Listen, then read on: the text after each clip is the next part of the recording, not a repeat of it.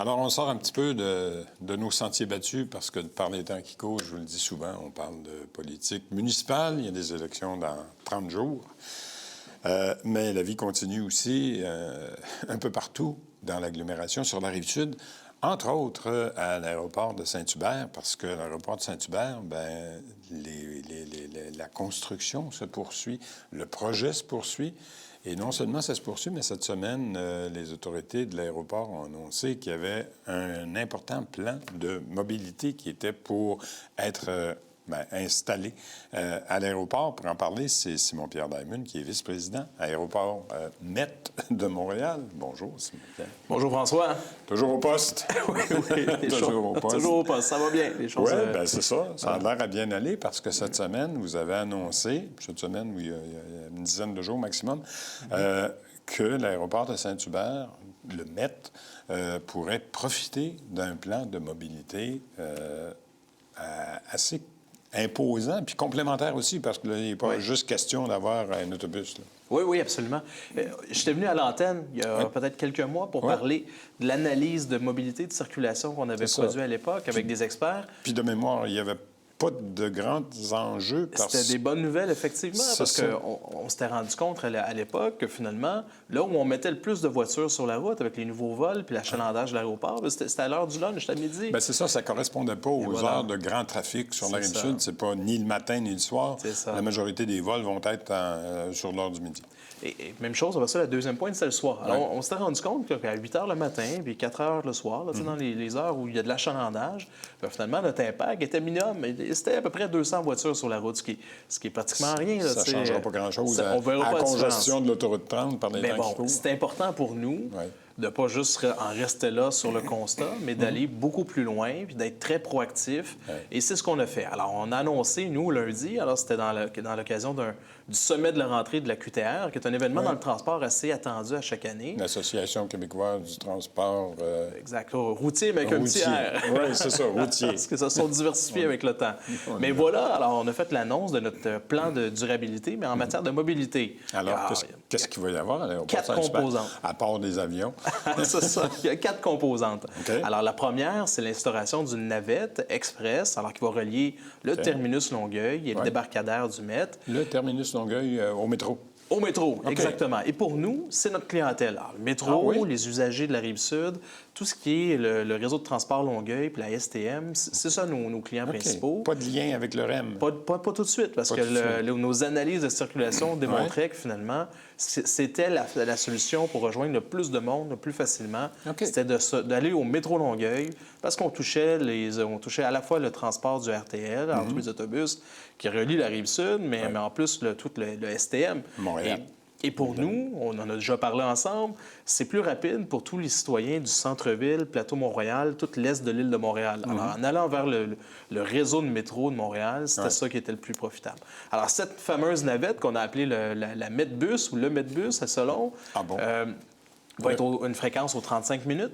Il va partir donc de la station de métro, du terminus du RTL à la station de métro Longueuil. Exact. Et va s'en aller directement? Il y a quelques arrêts sur le chemin. Un express, non? C'est presque un express. Je me suis fait taper ses doigts par le réseau de transport Longueuil quand je dis que c'est un express.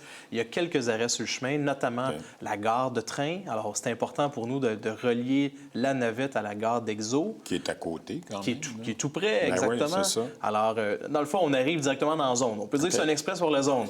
Mais après ça, il y a quelques générateurs de déplacement sur le chemin. Alors, je pense à notre futur siège social. Il y a aussi Molson. Après, il y a déjà des utilisateurs dans le coin. Mais c'est ça, mais ce que je comprends, c'est que les arrêts vont se faire tout autour de l'aéroport. Tout autour, exact. Non, ça ne sera pas long. Ça ne sera pas sur Ontario, là. Je me ravise, c'est un trajet express. Finalement, à discuter avec vous, je réalise, mais c'est extrêmement rapide. 35 minutes? C'est une fréquence aux 35 minutes en pointe. Minutes. Le soir, par exemple, quand il y a moins de vols, un peu moins. La fin de semaine, un petit peu moins aussi, parce qu'il y a moins d'activité aérienne. Mais sinon, c'est effectivement une fréquence aux 35 minutes. Et l'important, c'est que c'est ouvert à tous. C'est pas quelque chose de privé. C'est un partenariat avec le réseau de transport Longueuil. Ils viennent bonifier la ligne 428. Bien, c'est ce que je t'ai pour dire. Il y a déjà une ligne d'autobus qui dessert l'aéroport. C'est ça. Et cette ligne-là était peut-être en péril, là, et ben, nous, on vient confirmer non seulement qu'elle reste, mais en plus, on vient bonifier sa fréquence. Et il y aura un design aussi. Les autobus sont clairement identifiés au mètre. Identifiés à l'aéroport. Pour ceux qui vont passer par là, par le terminus Longueuil, aussi, pour aller prendre l'autobus, là, il y aura de la signalétique. Ils ne pourront pas se tromper. Je ne peux pas le manquer. Il y aura un affichage. Alors, ça va être une belle expérience. OK. Et le tarif du billet, c'est le prix régulier. Alors, souvent, on voit ça dans les aéroports. Ça coûte beaucoup plus cher de se rendre là en autobus. Nous, ce n'est pas le cas.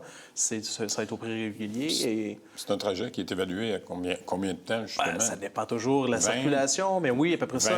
30. 20, quand ça va bien un petit peu moins, quand Ouais, ça va c'est moins ça. bien un petit peu plus. OK. Mais ça va être un transport agréable. Ça, c'était la principale composante, parce que c'est la plus dispendieuse, la plus structurante Ouais. pour nous. Ensuite, on a ajouté aussi des services de Bixi. Alors, on Oui, vous allez avoir des Bixi on à va avoir des l'aéroport. Bixi. Et ça a l'air On ironique. n'arrête plus de progrès. Ça a l'air ironique, hein, parce que souvent, tu penses à voyager en avion, Ben tu as oui. des valises, puis tout ça. Exact. Mais on a une clientèle, nous, c'est des courts séjours. Alors, je pars pour 24-48 heures à Toronto. Ces gens-là sont habitués d'avoir un sac à dos, puis ils voyagent très léger. Pour cette clientèle-là, ça peut fonctionner. Et la station de Bixi la plus proche est à la gare de train. Alors, Oui. on pourrait penser que les usagers d'Exo, qui partent du centre-ville, par exemple, pourraient prendre la Bixi pour... Débarquent du train, prennent un Bixi, puis Pour s'en le vont chez dernier vous. 2 km qui reste, là, alors voilà. OK. Également, on a fait un partenariat avec un fournisseur de services de covoiturage. Alors, il existe... Pas comme une auto. C'est pas comme une auto, c'est vraiment du covoiturage. Alors, c'est des gens qui proposent à des gens, moi, je peux t'amener. Je pars du plateau, ou je Ouais. pars de Longueuil à telle heure, j'ai besoin de m'y rendre. Je pars du plateau, je vais arriver demain seulement. Ça, c'est un autre débat, la Ouais, ça, c'est circulation. un autre enjeu du côté de Montréal.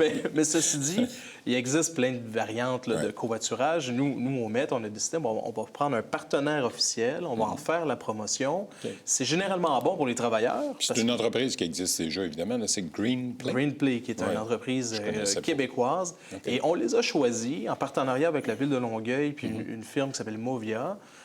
On les a choisis parce qu'ils sont capables de faire une solution pour les voyageurs. Alors, plutôt que d'ouvrir un compte, d'avoir une espèce de système c'est très complexe, généralement, c'est pas simple, là, le covoiturage, lorsqu'on veut faire des maillages qui sont permanents. Cette option-là nous permettait en quelques secondes, quelques clics, d'aller chercher un lift en bon français. Alors, et ça, c'est pour les voyageurs. Et ça nous apparaissait une belle avenue. Le dernier élément, puis c'est... Là, on s'éloigne tu sais, du plancher des vaches parce qu'on est plus conceptuel. Mais De toute façon, c'est un aéroport. on a lancé une C'était plateforme facile. d'intelligence artificielle qui OK. nous permet de voir la circulation de la Rive-Sud en temps réel et de faire des prédictions. On est capable de voir, ça va être quoi l'état de la circulation là, dans 10, 15, 20 ans. Oui, puis c'était entre autres une des craintes de bien des groupes. Vous les connaissez, ça. de toute façon, les groupes de ceux qui étaient contre l'aéroport. Ouais. Ouais. Grâce à cet outil-là, on ne laisse rien au hasard. Alors, on est capable de voir l'évolution, on est capable de faire des simulations en fonction de toutes sortes de variantes, augmentation des vols, diminution des vols. Ouais. On est capable aussi de faire de la modélisation. Qu'est-ce qui se passe, par exemple, on ajoute une voie réservée ou on augmente la fréquence de la navette ou Du nombre de voitures aussi. Et grâce à ça, bien, avec tous les partenaires, là, on va être en mesure de faire des vrais plans pour s'assurer qu'il n'y a pas d'impact là, sur la circulation locale. Parce que la porte d'entrée pour les voitures, ça va demeurer quand même l'autoroute 30. L'autoroute 30, Toujours, exactement. qui est privilégié. L'autoroute 30, voir Clairvue, c'est ce qui est le plus direct. Et puis, la bonne nouvelle, c'est que la capacité est là. Là, aujourd'hui, ce qui est arrivé, c'est qu'on s'est doté d'une vraie stratégie de mobilité durable. Puis, on est proactif. Puis, surtout, on ne veut pas se retrouver avec des problèmes dans 15 ans. Alors, on prend des mesures tout de suite pour s'assurer que les choses soient toujours fluides pour nous à l'aéroport. Et parlant de fluidité, à quelle heure le premier vol de Porter va décoller? de François, un l'aéroport? jour, je vais répondre à votre question. À chaque fois, vous... On peut commencer ça aujourd'hui, si vous voulez. Non, mais je regarde votre plan de mobilité. Ouais. Vous allez le mettre en pratique et en application quand? Dès l'hiver. Quand ça va partir? Dès l'hiver. En fait, il y a déjà des navettes qui vont rouler l'hiver. Ouais. Mais pour la journée du premier vol, là, c'est ça votre question. Bien, parce que là, je suis passé récemment, puis quand même, les travaux ne sont pas terminés, on s'entend, mais ça a avancé beaucoup. Ça avance, là. mais moi, j'ai eu la chance la semaine dernière de visiter le chantier. OK. À l'occasion, on fait des tournées, on va voir ça a l'air de quoi. Ben Puis, les meubles sont déjà là. Alors, les sièges dans le lounge, dans l'aérogare, sont déjà là. Alors, non, ça avance très Oui, vite. c'est ça va vite. Je peux vous dire, c'est une question de mois et non pas une question d'années. Alors, Oui, mais ça, il y en a 12 dans le mois. ça vous donne une marge de manœuvre. Mais non, mais c'est qu'on avait parlé, puis vous le savez, on a parlé souvent des premiers vols. Ouais. Premièrement, en 2025. 2025, il reste moins de mois qu'il y en avait. Là. Je reste 3 mois. Je sais. Un peu de patience encore. Je ne peux pas le dire précisément parce qu'il y a encore des balles qui sont dans les airs, mais bon, je peux vous garantir qu'une annonce sera imminente. Mais ceci dit, on a commencé les travaux. Ça fait 2 ans, pas tout à fait 2 ans et demi. Hein. Alors, un projet d'infrastructure de cette ampleur-là, réalisé en 2 ans et demi, c'est une exception.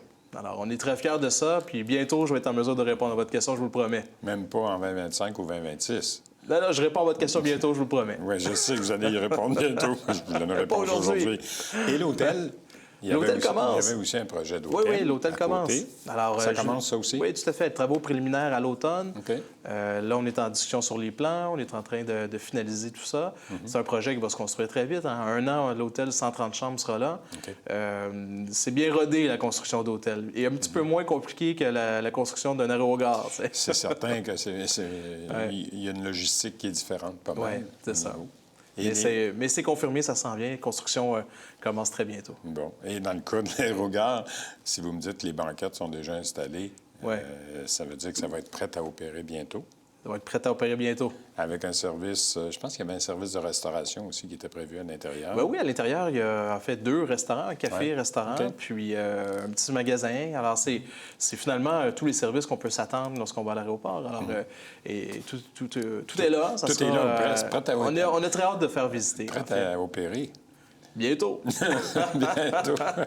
On verra, comme dirait l'autre. Oui, c'est ça. Écoutez, quoi dire de plus sinon qu'on va attendre la date officielle, parce que tout le monde est en attente de ça. Il y a eu plusieurs groupes qui se sont prononcés contre, mais on voit que, nonobstant ces oppositions-là, le projet va bon train. Bien, en fait, vous vous souvenez, hein, on a fait un sondage avec Léger Marketing, nous.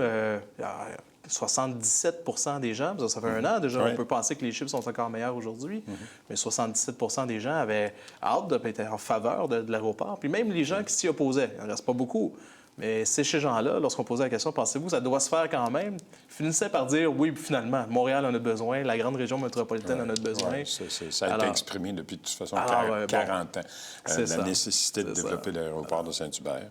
Alors, on verra bien d'ici quelques semaines ou quelques mois. Je reviens à votre antenne. Je vous en parle plus amplement bientôt. Simon-Pierre Diamond, merci d'avoir été là. C'est un plaisir. On se revoit, là. Oui. C'est sûr. Oui. Et voilà, c'est tout pour l'aéroport. Oui, on s'en va à la pause et au retour, on parle encore de l'élection municipale du côté de Saint-Amable. À tout de suite.